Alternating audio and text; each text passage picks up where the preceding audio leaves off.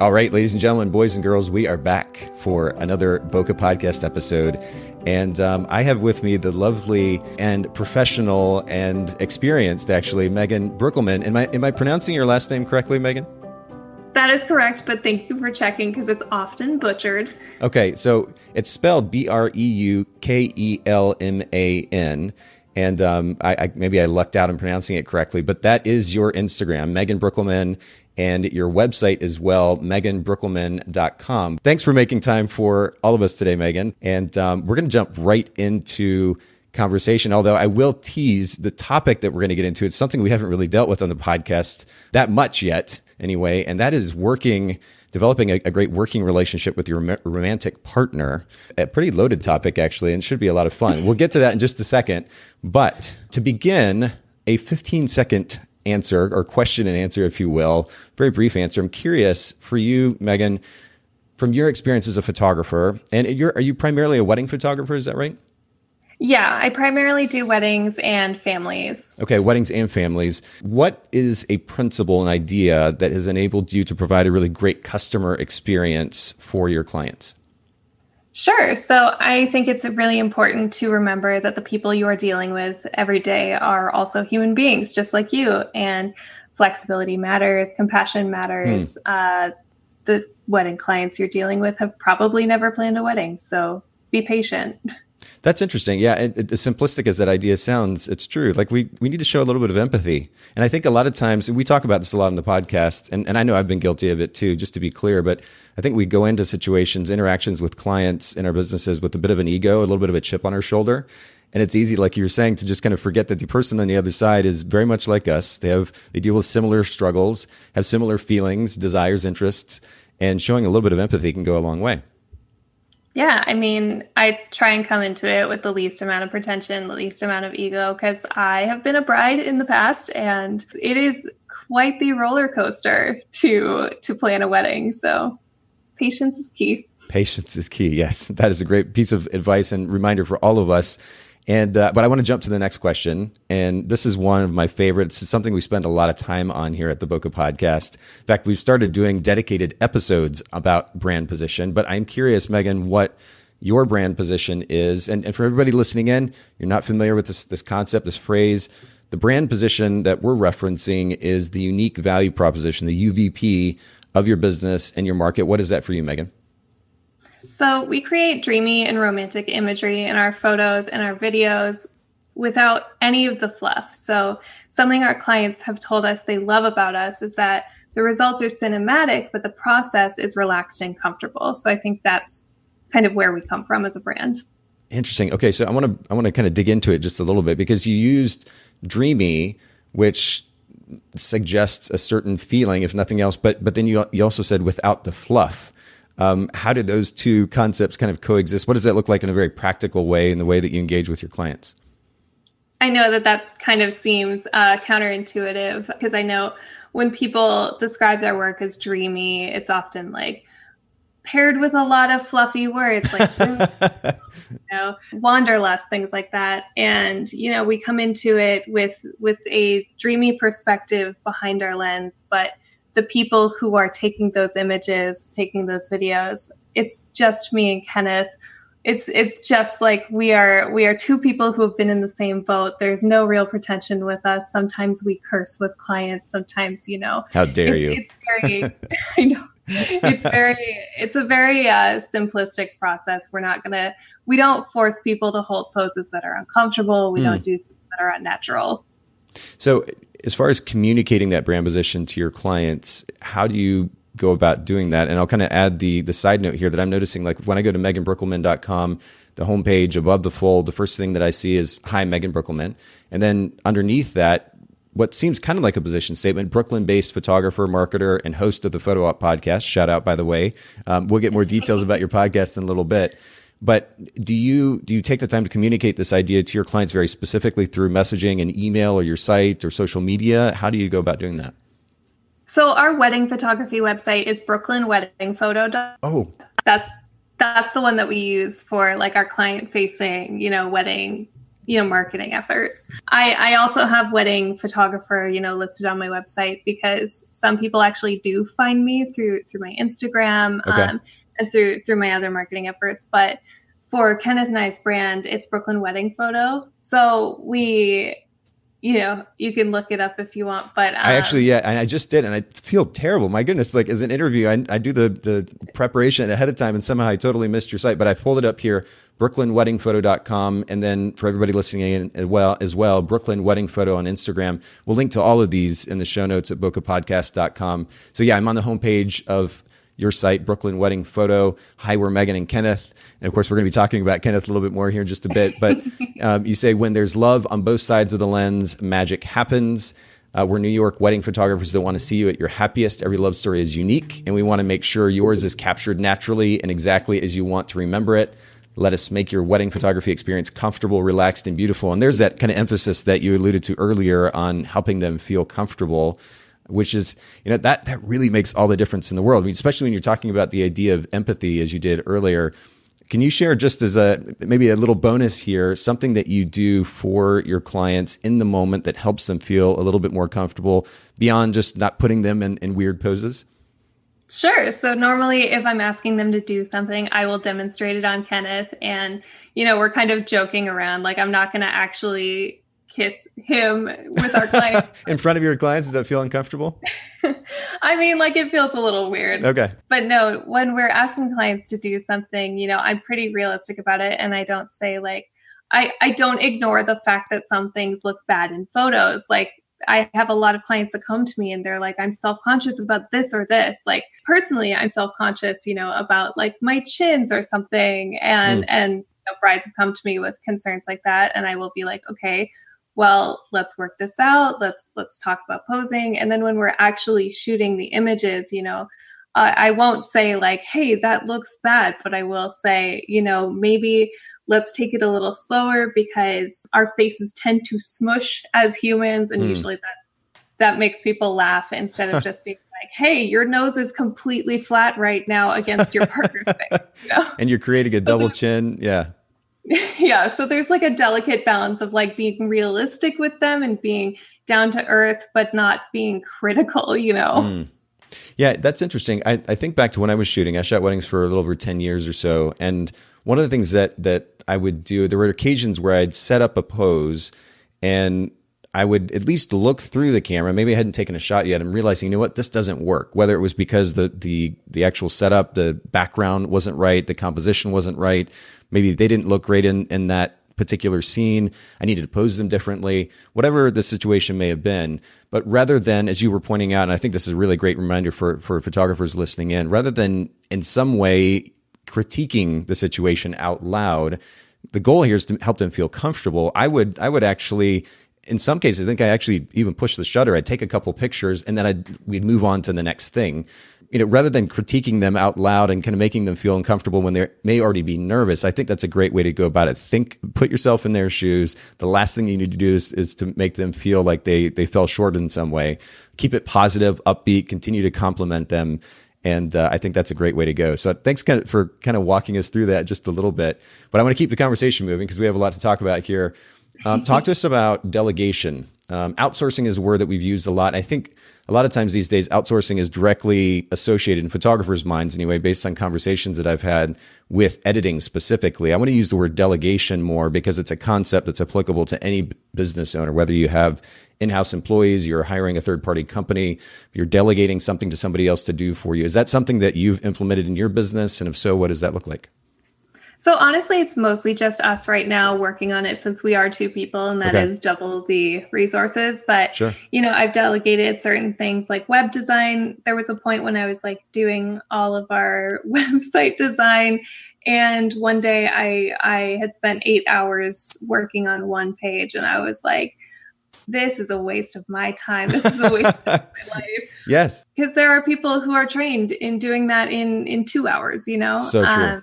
So web design is something that I have delegated. I did have a virtual assistant for a hot second, and that didn't work out so much. But I think, it's a mixture of when you have a virtual assistant, you have to have things in place to be able to teach them, yes, like your systems and how you want things. Otherwise, it's just back and forth of like, no, I don't like it like this. No, that's not working for me, 100%. And I'm so glad you brought this up, because this is at the root of any delegation.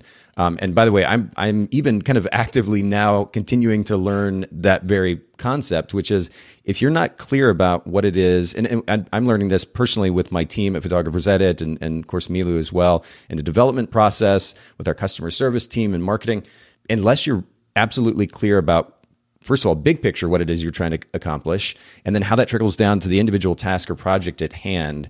Unless you're absolutely clear about it, the idea of then communicating that to somebody else effectively is going to be a really massive challenge. And we've seen this quite a bit in the editing world. Photographers Edit's been around for 12 years, so there's been a lot of interactions with ultimately thousands of photographers.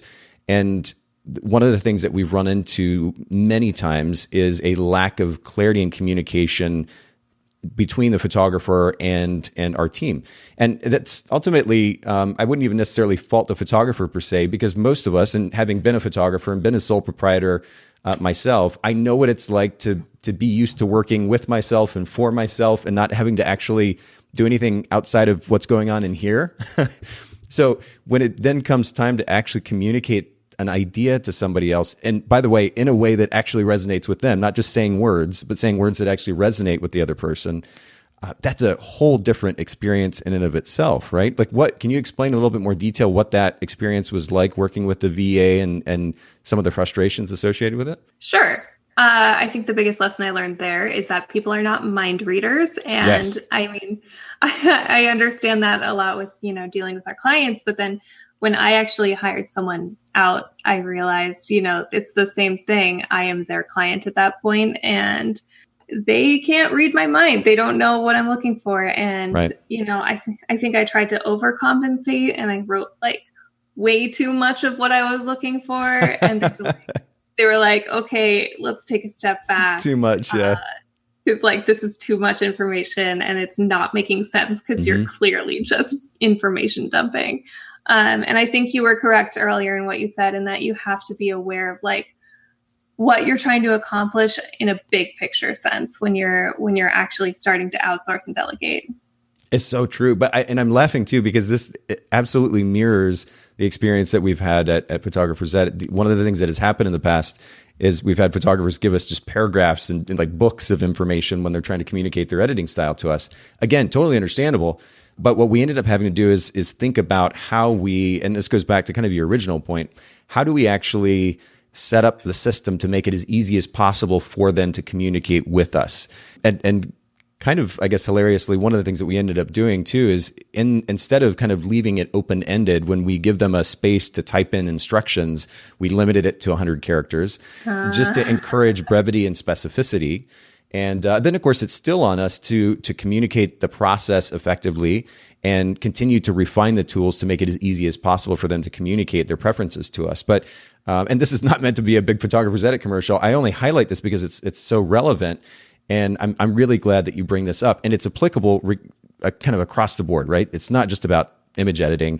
It's about administrative delegation. If you have somebody handling emails or managing your calendar, or somebody designing albums for you, or even overseeing your accounting, whatever the thing might be, you have to learn how to communicate effectively. And it starts with being clear about what it is that you actually want out of the relationship, what you want this person to do. And as you pointed out, kind of big picture, knowing what you want. You mentioned accounting. That is something that I, from the very beginning of this, have delegated. Oh, because perfect. We're a married couple. We have, the wedding photography business. Then Kenneth does different photography on the side. I do different things on the side. Okay. It's a mess when it comes to accounting. And if you are hitting the point in your business where you're dreading, thinking about expenses and taxes and all that stuff, hire out a CPA. It's the best investment you could possibly make for your business. Yeah, it's so true. And that speaks so loudly by itself. I have mentioned in the podcast before, that was one of my biggest weaknesses as a photographer, was just essentially having no clue about financial management, and then not delegating enough of that process out and being proactive in learning and then delegating. So yeah, we cannot stress that enough for everybody. And the first thing I'd recommend, and I was surprised, I had a conversation recently even with somebody who was still, I think they were still using a spreadsheet to manage finances. And to be clear, I understand spreadsheets can be quite powerful, but there's software out there specifically designed for financial management for businesses, for your personal life. And it's also really easy to allow, especially with QuickBooks Online specifically, to invite your accountant in to give them access to the information so they can work on that for you. So if anybody's listening in, you don't have accounting software in place, the first thing I'm going to recommend is QuickBooks Online. I've been using QuickBooks now since 2003 or something like that, a long time. Wow. It is been vastly improved. First of all, it's online now, which means, like back in the old days, we had to actually burn the data to CDs and take the CDs to the accountant so that they could import that into their software, look at the information, do the work. Yeah, I know it's hilarious, but they've refined the user interface. It's relatively easy to use. And again, your accountant can collaborate with you. So I'm glad that you highlight this, such an important point. Anybody listening in, if you don't have some type of financial management in place, software in place, make sure you jump on QuickBooks right away.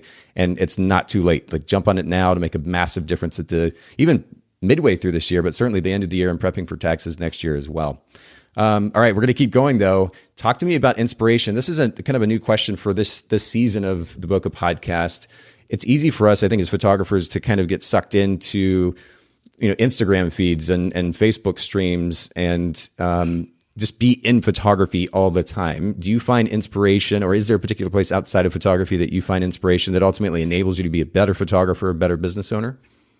Yes, there are a few things. I would say number one is podcasts. Obviously, okay. I love podcasts, and I try and get out of the photography bubble, which I know I've heard a few people say at this point, but it is a really valuable thing to do.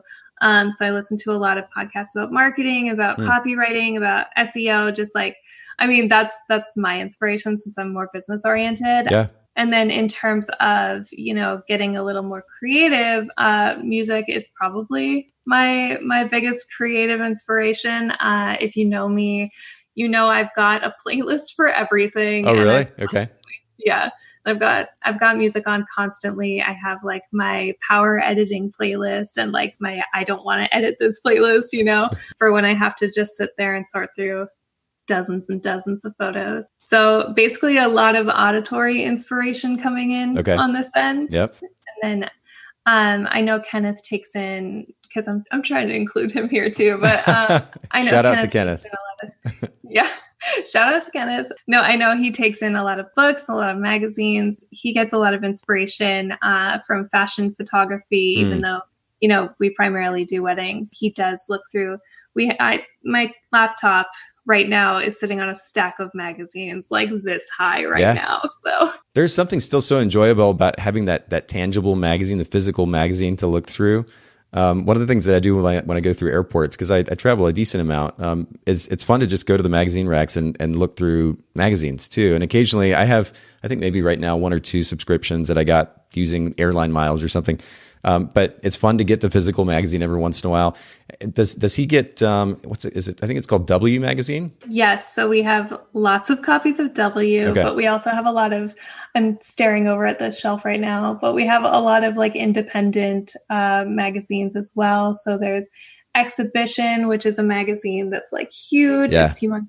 And then we have a lot of smaller things as well. There's Drift magazine, which is about coffee. There's like, It's wild. There's tons of really interesting inspiration in independent magazines out there, because there's a niche magazine for everything. There are magazines just for artistic photos of dogs or things like that. Huh. So, there's a lot out there to discover. There absolutely is. It's fun. I've even in the past, I've gone to Books A Million, and maybe I'll get a coffee or something, and I'll sit down and just like grab some magazines and go through them for inspiration. And it's not just and in fact, for me, it's been more kind of design inspiration, looking at design and layout. W Magazine, when they kind of early on, I guess when they were maybe relatively new, or at least when I first found them, the magazine format was even bigger than it is now. So it was unusual, kind of stood out. kind of minimalistic layouts and many of the pages in the magazine, some pretty edgy photography as well. And there was quite a bit of inspiration there. They've seemed to have toned it down a little bit. The magazine's gotten a little bit smaller too, but that was one that I would recommend anyway. Still probably would recommend it, but yeah, I love the tangible process of looking through magazines. But you mentioned podcasts. Is there a particular one or two podcasts that you recommend when it comes to marketing specifically that you think our listeners might find value in? I really like the Six Figure Freelancer. Okay. I really, really like Marie Forleo, and then of course Amy Porterfield. Okay. One of my favorites because her advice is so good. I can't believe she gives it away for free. Wow. Okay. That speaks highly of her. We'll link to those podcasts in the show notes at bokehpodcast.com. Talk to me about a self-help book, maybe a business book that you've read in the last few years that's been particularly impactful. Sure. So like I said, I listen to a lot of podcasts. I am not reading a ton, but that being said, I wanted to bring up kind of actually something that was almost anti-inspiration. And please. I know that you've talked about the 4-hour work week on the podcast before. Yeah. I read this. I started to read it, then I converted to the audiobook so I could edit photos. But I listened to the whole thing over the course of a week, and something about it just rubbed me the wrong way. And I was working a remote job as like my full-time job at the time, and then like doing my photo stuff on the side.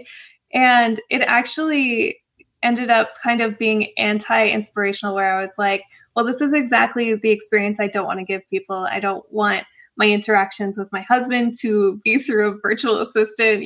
Sure. I don't want to be out skiing while someone is taking care of what I need to be taking care of and giving people a very personal experience. Because I went into it really being like, I wonder if this is like helpful for optimizing my life. But then I think I came out of it and maybe I just like, I know it's not supposed to be taken literally, but I don't know. It didn't work for me, but sorry, go on. Oh, no, I was just curious. Was it just more of a desire on your part to have the tangible interaction between you and the people that you are working with? Was that a lot of where that came from? I think so. I think a lot of what I do involves like very personal interaction. Like I have been texting my brides, checking in on them because of the coronavirus right now. You know, it's all very personal.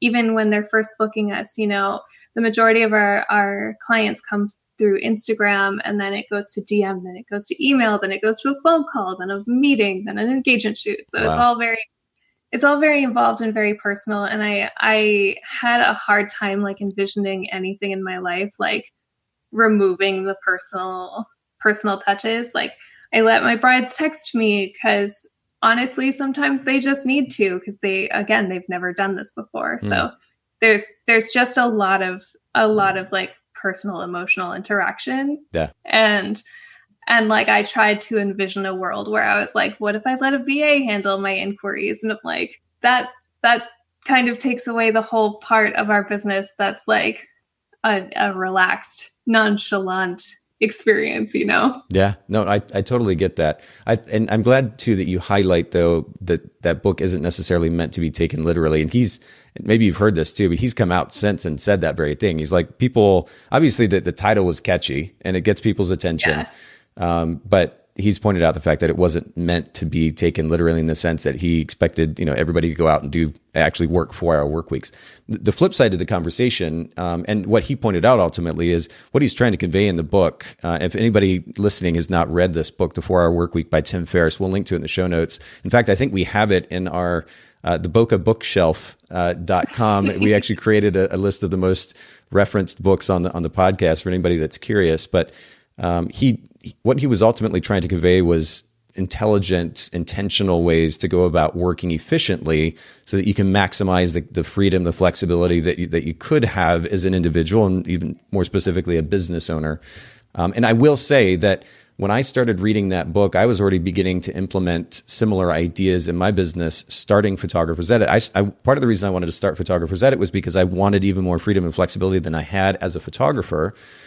And so the book resonated with me, and not so ironically, maybe within the span of, I'd say about 3 years after starting the company, I was literally able to work as little as about 4 hours a week because fortunately I had a wonderful team of people behind the scenes that were getting the work done, that were handling customer service, that were managing logistics.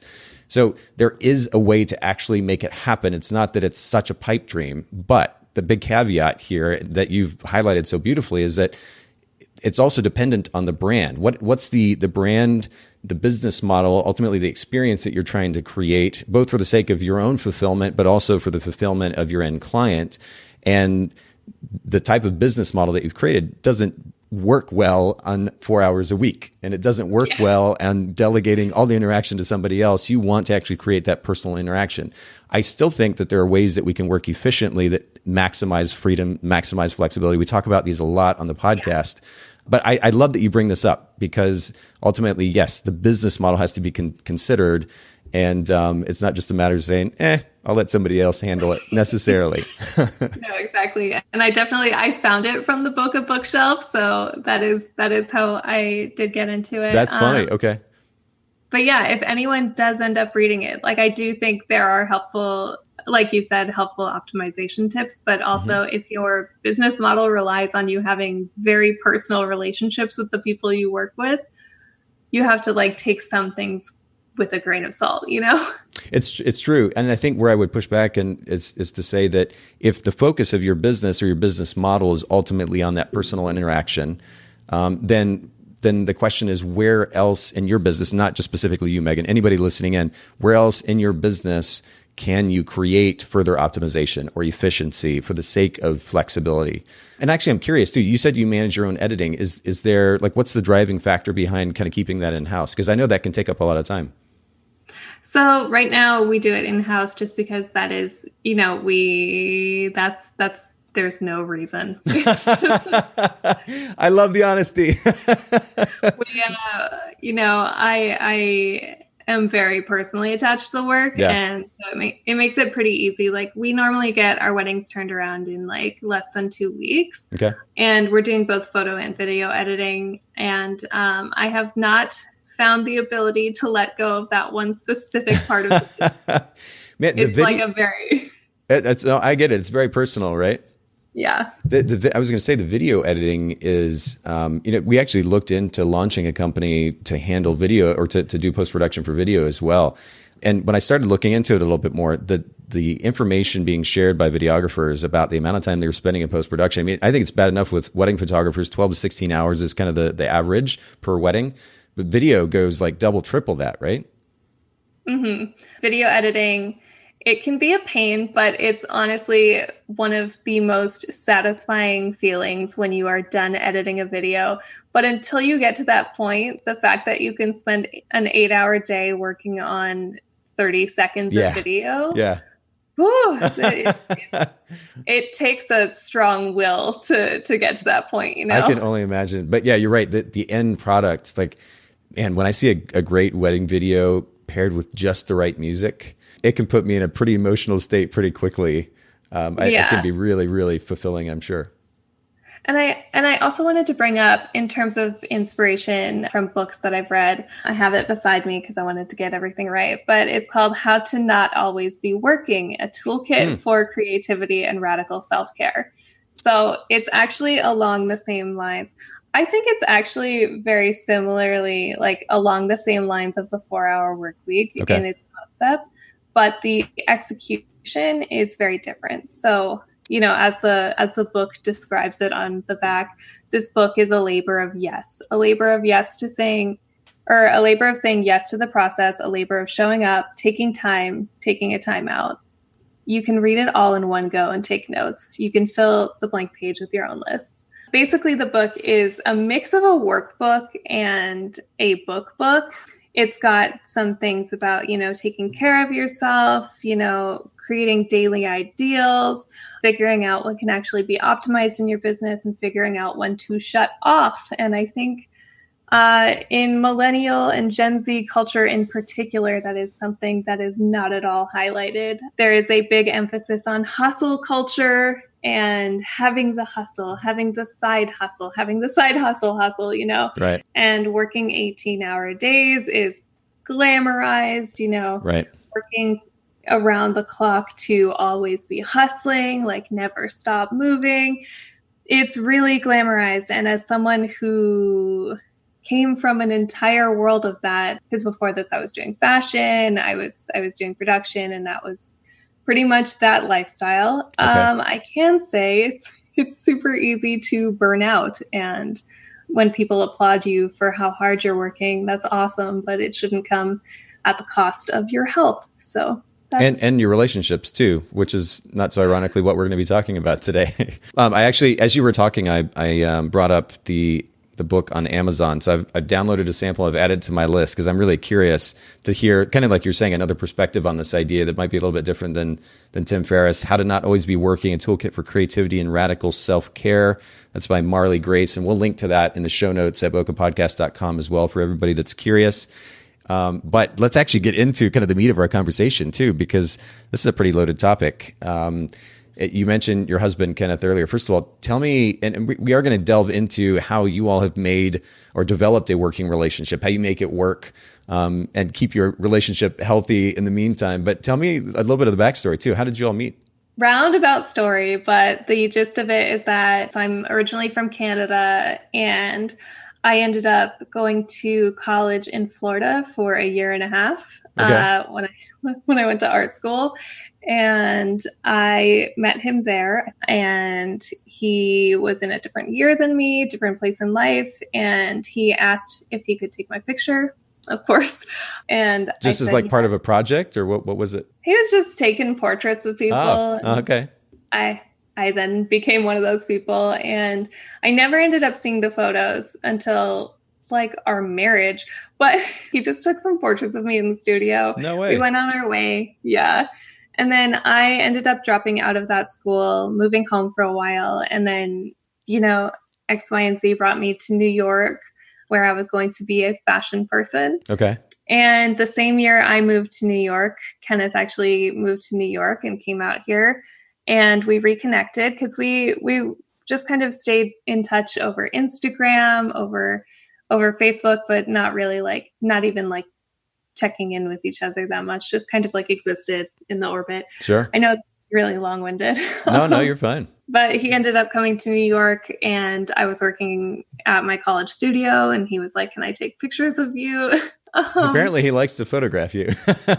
That's awesome. He does. He still does. And That's cool. Yeah, so we ended up kind of reconnecting over that. I did end up seeing those photos. And yeah, from there, I started working on his production. So we were setting up model tests and little editorial shoots, and I was doing the production. Yeah, we ended up together from there and married one day, and that's pretty exciting. How long have you been married? We got married in February of 2019.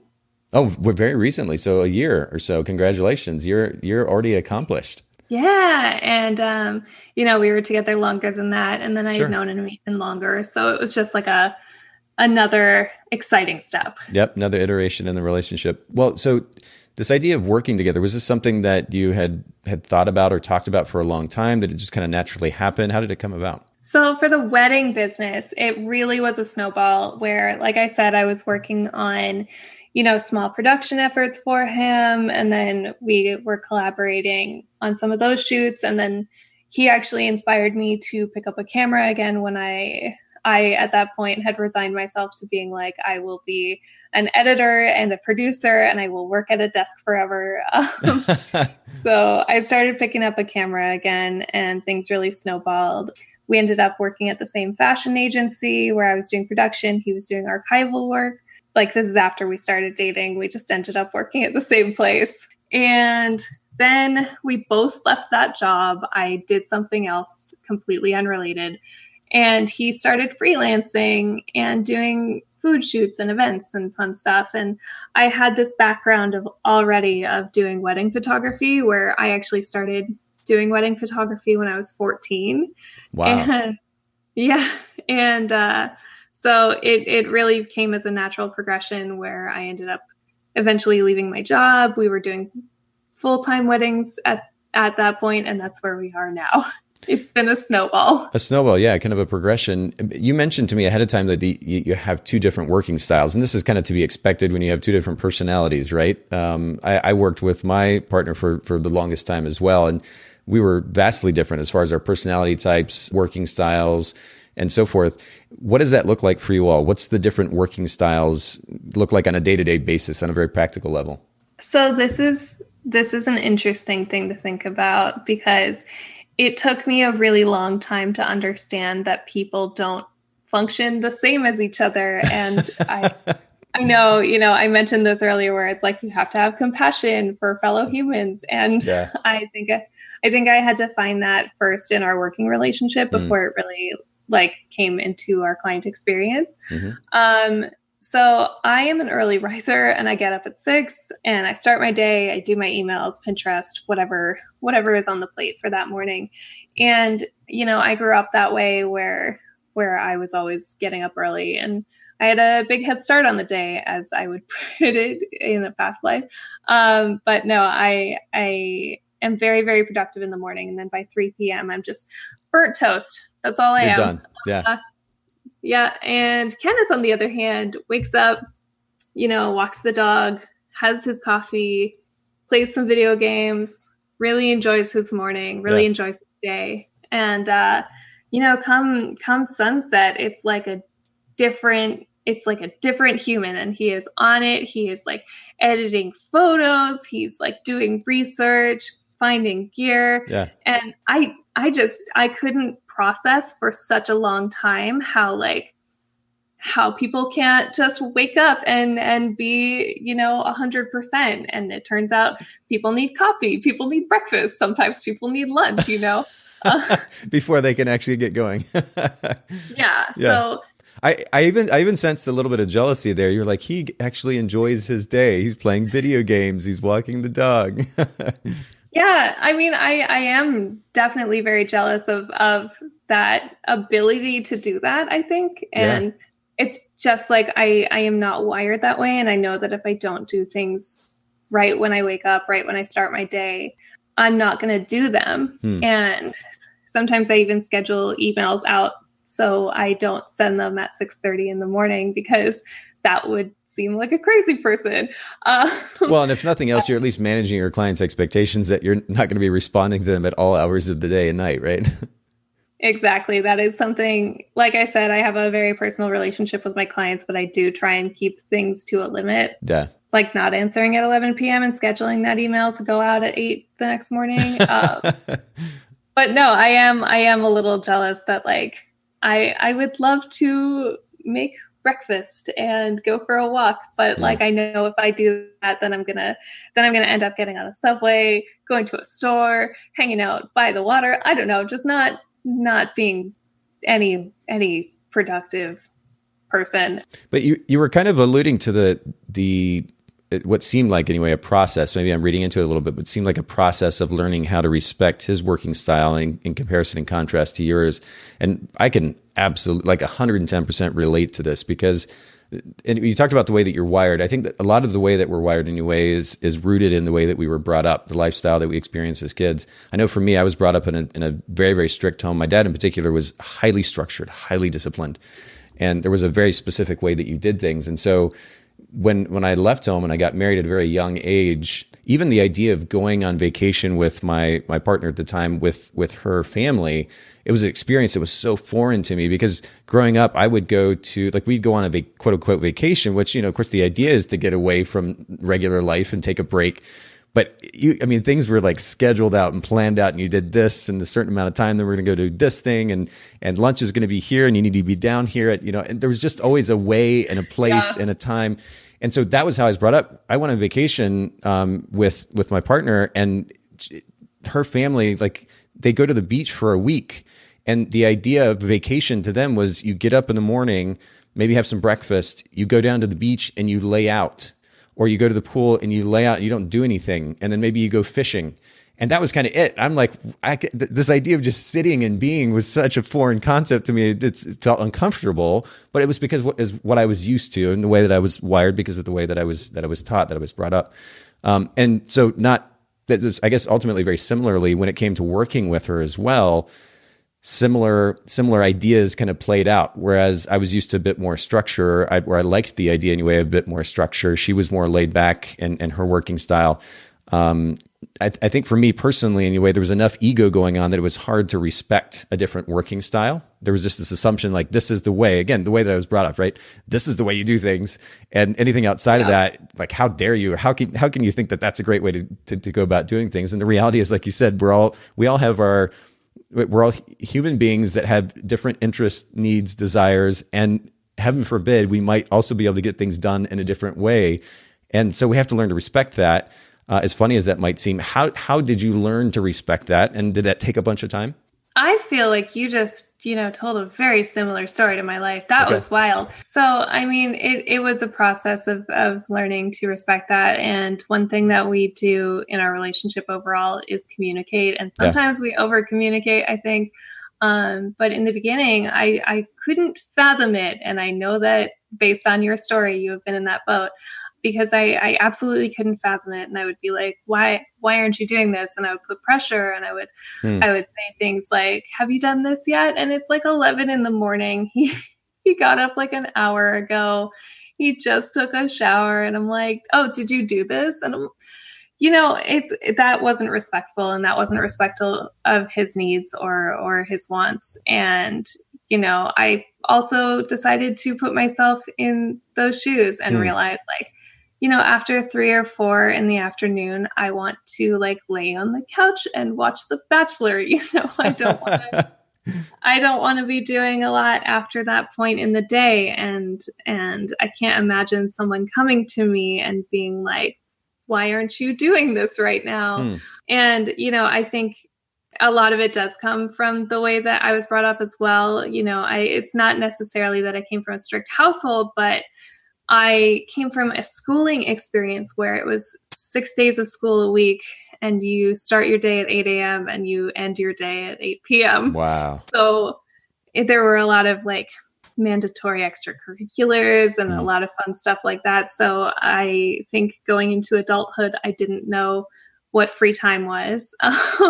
And like I mentioned, I ended up working in fashion, working the hustle, as they would call it. Yeah, and, which probably only further solidified that idea of just like hard work all the time, right? Yeah, and it really reinforced that. And you have a bunch of people around you all the time being like, wow, yes, you're doing it. You're still in the office. That's amazing. And it's like, that's not amazing. And Kenneth and I, again, were in the same office, and it would be 7 p.m. and he would have wanted to go home 2 hours ago, but we're commuting with each other, So, I mean, yeah, it took a lot of like communication and understanding, honestly, on my part. And like, I like to think that I am a patient and empathetic person, but I also understand that we are humans. And I know that's like an underlying theme here. And, I needed to have patience with myself to get to that point where you have to understand that people are people. And, I don't like eggplants, and maybe someone else does. And preferences, right? I mean, at the end of the day, if something isn't getting done, you might be able to make an argument for a different style of working. But if the work's getting done, the client's having a good experience, and there's different ways to get to that end goal, then what actually is wrong with it in the end? You're right. I mean, we're wired, quote unquote, wired differently largely based on our personal experiences. And we just have to respect that there are different ways to go about getting things done. And this is a really great reminder, but this is highly relevant too, to I think the conversation around working with significant others. I worked with my ex for years. And one of the things that I realize now in hindsight, and she could probably speak to as well. In fact, I'm going to have her on the podcast at some point. She's a really talented photographer. Her name is Amber. But I think as we got married really, really young, we got married at 20 and started working together, I guess around 21, 22. And so we just lacked a lot of perspective and experience in life to begin with. But you mentioned the word over communicating or over communicated. And I want to kind of dig into this just for a second, if you don't mind, because I felt like that was something that we did at times. There was a positive side to it in that we knew each other pretty well, or at least it seemed like we did. In fact, we'd get together with friends and we would play the newlywed game. Have you ever heard of the newlywed game, like the TV show? Oh, I have seen it at countless weddings. Okay. Yes. Yeah. So they have like a board game version of it, which is actually a lot of fun to play with friends. And we'd find ourselves hanging out with friends. And just because we did have a tendency we spent a lot of time together, working together, and we did talk quite a bit. And so we knew each other pretty well. And we ended up doing really well in these games where, our friends might go home mad at each other because they happened to find out during some piece of information that they didn't know about their partner during this game, because it was actually encouraging conversation. So that was kind of the relationship that we had, and at least early on. And yet I feel like in some ways the over communication at times was in some ways kind of detrimental. So just for the sake of this topic of conversation and how do we best work with our significant others, can you speak to that over communication? Do you find that there is a detriment at some point? How does that tie to the business? Yes. So, in relationships, in business, in life, if you are talking about something and talking about something and talking about something, and you are having the same conversation over and over again, that's not communication. That's talking. And, there's either one party or both parties. They're not listening to each other. Interesting. They're not actually absorbing the information. And that's kind of how I look at it. Like when I say that, there was over communication at times, I think it was just like reciprocal conversations where no one was budging. And by no one, I mean me. So maybe I wasn't budging on something. I have to admit, I would raise my hand and say I was guilty of the same. Yeah. Yeah. And so when you're having the same conversation for the fifth time, you have to take a step back and be like, why are we actually talking about this? And what can we do to actually progress this issue instead of just coming to a wall and being like, okay, I'll change, or okay, something will go differently. And that doesn't lead to anything productive, just asking someone to change what they do in their day or a way that they do something. That's not productive. Yeah, you're right. You have to go beyond that because you can get stuck in that conversation. But what is the actual end goal? And if there's a kind of resistance to it or stubbornness to it, what's at the root of that resistance? As 20, 21, 22, 23, 24-year-olds, myself and my partner, we didn't tend to kind of think that objectively and critically. So this is really a good reminder, and we could probably go really deep in this conversation. We'll cut that piece off for the time being, but I really appreciate you being willing to share a little bit about that because I think it's a very relevant conversation. It can be a really difficult thing to day in and day out work with your significant other. You're doing life together, you're doing business together, you're in each other's space quite a bit. Even if you work in the same house, maybe you work in different rooms or something like that. In fact, I'd be curious to know a little bit more about that, but you're still working together quite a bit. And so it can be easy then for conflict to come up. If you're constantly in each other's space all the time, it's important to learn how to look at those situations a little bit more objectively and critically, learn how to step away ultimately instead of going through those repetitive. I love how you describe that, like that. When it's repetitive conversation, it's not communication. You're just like making noise with your mouth, the same noises with your mouth over and over again. That's not real communication. Might be a good time to step back for a little bit, take a break, and then maybe come back to it with a little bit more critical eye. Do you all work in the same room? Do you have different rooms that you work in, different office spaces? So I had a co-working space for a little bit, but mostly Kenneth has his desk in the living room. I have mine in the bedroom because we are in a New York apartment and not a lot of options, but we, sometimes it'll be us at our desks just doing our separate things. And then sometimes, we are in bed with our laptops side by side watching, I keep saying The Bachelor because the finale just aired, but oh, did it? Okay. Yeah. But watching something on TV, and we'll just be chatting while we're sitting plugging away. So, it just depends on the mood and what we're actually doing. Like if I'm video editing, I'm sitting at my desk just with my noise canceling headphones all day. No conversation. But yeah, so I guess it depends. And, I also wanted to go back a little bit and talk about, you mentioned earlier, showing a respect for one another. And I think that counts for showing respect for people's space as well. And like, if you need space and you're working with each other, it's important to respect that. But as well, showing each other respect in an emotional sense and in a business sense. And I want to cover, Kenneth very clearly shows a lot of respect for me in the business, and I appreciate that. And I try and show him the same.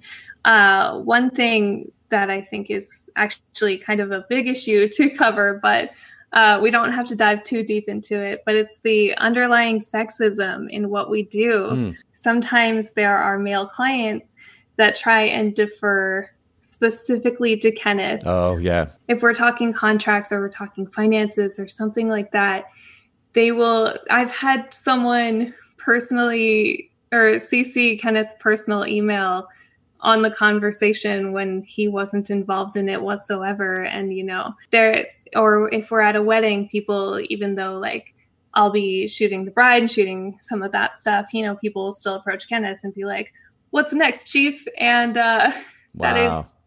that is, yeah. And he makes a point with our clients, with potential clients, with random people that we're dealing with, go talk to her about business stuff because I don't care about it. And I do appreciate that very like open show of respect in the relationship. Absolutely. Yeah. Keeping yourselves on the same plane and making sure. I like that he's doing that proactively. I think that's really cool. That does say a lot for him, his perspective. And then, like you said, the respect that he's showing you as well. And you also mentioned space, and it reminds me of, I've brought up this book on the show before. I'm not sure if you've heard of it, called Mating in Captivity. Have you heard of this book? I have not. So Esther Perel is the author. And this was one of the most eye-opening books a number of years ago that I read and gave me a perspective on relationships that I just never had before. It was very, my perspective was kind of limited and or not even kind of, it was extremely limited. And this was one of those books that was really a turning point for me and helping me understand what it takes to create a long-lasting passion in a relationship. Because, ultimately, I don't really care to be in a relationship to have like a glorified roommate, right? I actually want to feel something. I think for me anyway, personally, part of the enjoyment of being in a romantic relationship is to actually feel that thing. And I realize these intense feelings aren't going to exist 100% of the time, but I do want to work to maintain a certain level of that consistently. And Esther Perel speaks to the significance of respecting the person's space, kind of what you were saying, creating a certain amount of tension, positive tension, by respecting the other person's individuality. And she gets into what that can look like by sharing various case studies. She's a psychologist. And it's a really fascinating study in what it takes to ultimately create long-lasting passion or passion in a long-term relationship. Highly recommend it, not only to you, but for everybody listening in. If you're working with a partner, or even you just want to further kind of spice up or continue to maintain a certain level of excitement in your relationship, in a long-term relationship, it's a fascinating perspective, really thought-provoking, really, really good stuff. But there is, as you point out, some significance in giving the other person space intentionally, respecting their individuality. I mentioned I come from a strict background. It was also it was a very conservative religious background too. And associated with that was this idea that I think at this point in many ways is harmful of, you hear the phrase, the two shall become one. You hear that a lot at weddings, right? And you're creating this picture of these two people that become one person. And I think in a very simplistic way, it's not healthy in many instances. This idea that two people are becoming, because it's not reality. We have two individuals, two different personalities, interests, desires, etc. And it's a wonderful thing to learn how to compromise. It's a wonderful thing to learn how to respect the differences in that, and learn to ultimately create a relationship, a long-lasting relationship. But that's still an individual on the other side of you there. And respecting that in various ways can ultimately create a long-lasting excitement about the other person through this tension, positive tension, to be clear. And anyway, so I'll leave that. We'll link to the book in the show notes, but I can't recommend that book enough. There's a TED Talk too that she's done, so kind of a 13 to 15 minute summary if you're curious. We'll link to that in the show notes for everybody. You can see that on YouTube. Highly recommend the book. It's really good stuff. Yeah, I mean, I'm really curious about that. Thank you. Yeah, absolutely. Well, and I want to talk, and I want to respect your time, and of course, everybody's listening in too. Just a few more questions here. When you talk about working together, how do you, I know you have different working styles, and I love the fact that you're intentionally trying to show respect to those working styles. But when it comes to the actual responsibilities, the things that have to get done, understanding your working styles, how do you break up those responsibilities day to day, week to week? Sure. So kind of kind of the underlying thing here again is communication and understanding. So how we kind of figured out our strengths is to talk about what made us anxious in the business, what made us excited, and kind of figure out where we fit best into which roles. So, he's doing a lot of equipment prep, research into things we need or places we can shoot. He does scouting. He does a lot of, like he did the lighting setup for this podcast. And he also does a lot of shooting for kind of like engagement parties and like these events that we don't really need two people at. So he's very technical. He's very precise, and he's very very much a perfectionist. And that is all stuff that I genuinely, it's not that I don't care about it, but it's stuff that stresses me out. Like, okay, I don't want to have to think, like, I photographed on my Canon 5D Mark II for 10 years, and I was using a thrifty 50 and 2 plastic Breukelman lenses for 10 years. And, I understand that it's about the photographer and not the equipment, but also when it comes to people's lifelong memories, it turns out you want to be able to provide them, the best options for longevity in their images. Of course, Kenneth puts a lot of care into the equipment that we do use now, which is not anything that I just listed.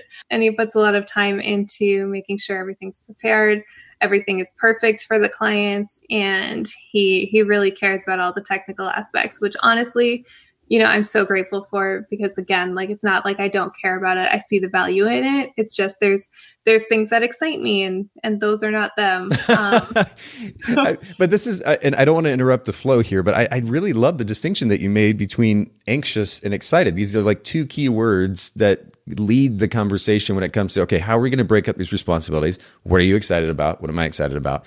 What am I anxious about? What stresses me out? What don't I like? And let's make this list for each, for ourselves. Each of us make these lists, and then we can compare notes and figure out what we're going to do moving forward. That's a really cool approach. Yeah, I mean, we're two little anxious puppies. So, we both worked in jobs where we have hated getting up every morning to go to them, and we kind of dug into the reasons why we didn't like specific things. Yep. And made sure that if we were going to have a job together, we were going to be excited about it. So that's kind of the philosophy there, because I want to be excited about what we're doing every day, especially since our clients are excited. They're getting married, and we're not going to show up and be like, this is just another job for us. I want us to give people a positive experience, and that starts with giving each other a positive experience. So that's so good. So you were saying that he likes the technical side of things. You're not totally into that. So he spends time on that side. Are there any other elements that he also enjoys that he's working on? And then I want to get into what you like to do. Yeah. I mean, he does really precise editing. Okay. So I do like the editing for our wedding jobs, but he does really precise editing for some of the smaller things, like some of the parties or family shoots or kind of the offshoots of our wedding brand for past and present clients. Okay. And he is the kind of guy who will sit there and get rid of every speck of dust on a photo, And his work is absolutely beautiful, which is something I just don't have the patience to achieve. And then in terms of what I'm doing for the business, it's all the business. So I take care of all those logistics. I deal with the finances and the contracts and the production, because those are the things that I have experience in. Those are the things that actually excite me, and dealing with, the initial client consultations and stuff before, because it's also hard to have a consultation with two people, but usually it's me, bringing the front facing client experience. And that also includes, our client gifting and communications and things like that.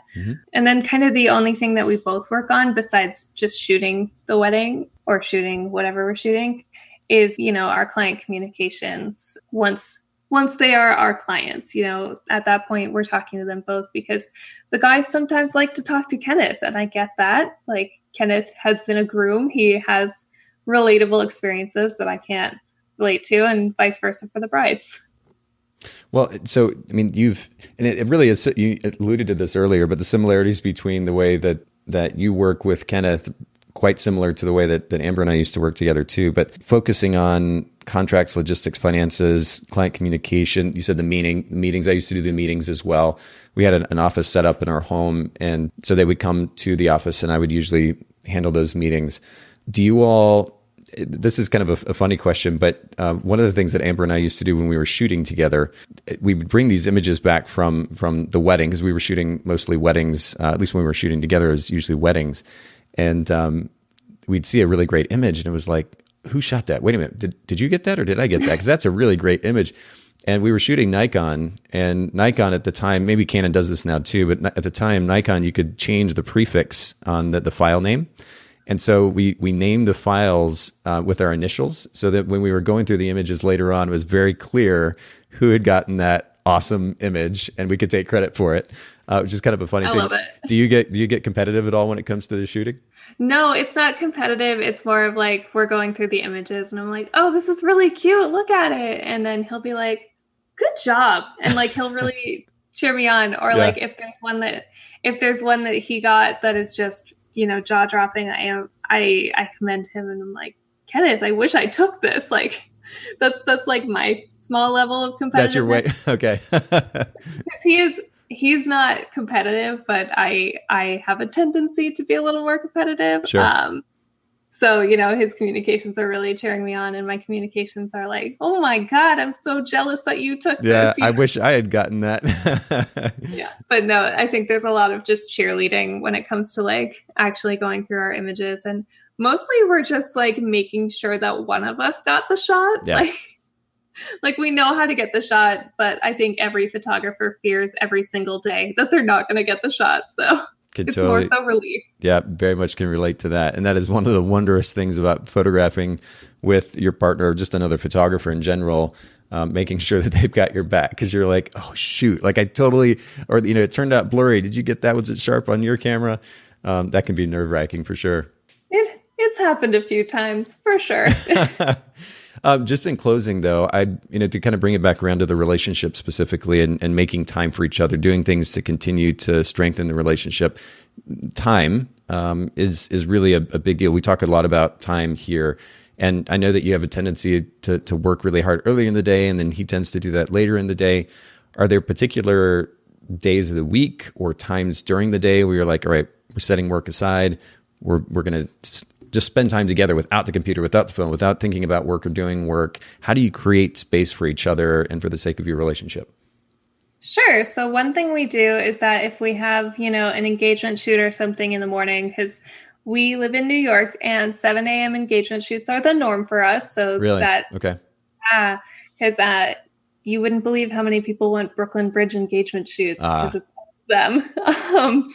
And to do that, you got to go out at sunrise. So after we finish our very, very early engagement shoots, we make time for brunch. We sit down, we have like a little brunch. We usually end up talking about what we just encountered because it's always a different experience, but we always make a little time for breakfast or for brunch together. Every night we have dinner together. Usually it's by the warm glow of the TV just because, that's something we both enjoy, but, we're talking the entire time. And then one important thing that we do is we create times to look forward to. So we always have something that we're looking forward to. I'll have little countdowns on my Google Chrome to whatever the next thing is, but we'll take a trip or we'll do something like a class. Like, we're nerds. And I'm just prefacing this, but we had our date nights planned out for like 8 weeks straight because we took a night class in photography business at SVA in the city. Really? Yeah. And so every Monday night, we would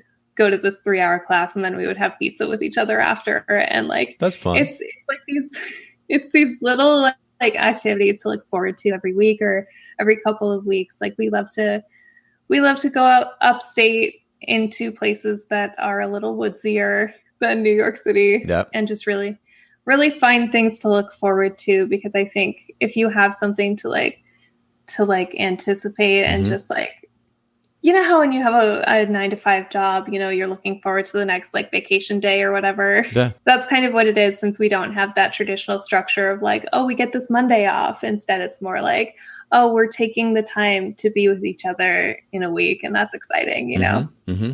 That's a really great concept and idea too. And I've had a very similar experience with my girlfriend now, who very much enjoys that. She works a bit more of a 9-to-5 style job. She's in the education world. But she talks about that very idea of having, has talked about the importance to her of having something to look forward to. She does love to travel, and we've had a really great time traveling together. And so having trips that we can schedule and then ultimately look forward to gives us something exciting certainly for the sake of conversation, but ultimately in the day-to-day, if something is beginning to feel a bit mundane in the work world, knowing that trip is coming up, it gives us something to look forward to together, and then ultimately enjoy together. So I can totally understand what you're talking about. And I think that's really great. And it speaks to something that's been a theme on the podcast the last number of episodes, it seems. This idea of being intentional it's almost become kind of a cliche word these days in our industry, it feels like, but being intentional can make all the difference in the world, both in the quality of the business that we run and the success of the business that we run. Knowing what it is that we want and being intentional and creating a day-to-day workflow that ultimately gets us to those end goals. Same thing holds true for a relationship. If this is what we want, how do we get to that place? We have to be intentional in making that happen. You're doing that. So props to you for that, and to Kenneth as well. And I really appreciate you sharing your perspective on this very loaded topic. We could probably spend another hour or 2 or 3 hours if we wanted to. For sure. But I really do appreciate you making time for all of us today and doing this. Can you just share one more time for myself and our listeners where we can find you all online, how we can follow you and what you're doing?